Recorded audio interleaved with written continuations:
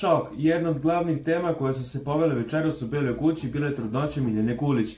Naime, nakon Bojana Tomovića, voditelj Milan Milošević je otkrio Miljani da se javio izvesni Mile Kuvar koji je tvrdio da je on otac deteta. Da li Miljana zna da se pojavilo još 28, to je dečko pod imenom Mile, on je kuvar po zanimanju, rekao je voditelj Milan. Donosio je cveće i dobacila je Dalila. Ove priče su mi dojadile, Mile je moj fan i apsolutno ništa nisam imala kod njih.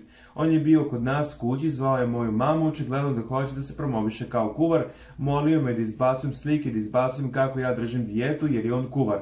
Dolazio je sa cvećem i čokoladama, on je zaljubljen u mene, on je posle nešto bio bolestan gde sam ja imala potrebu, imao je tešku operaciju, imao je cistu na mozgu, jedva je ostao živ, tada sam urgirala, zvala sam bolnice, priznala je Miljana dok je Zola sve vreme držao pognutu glavu.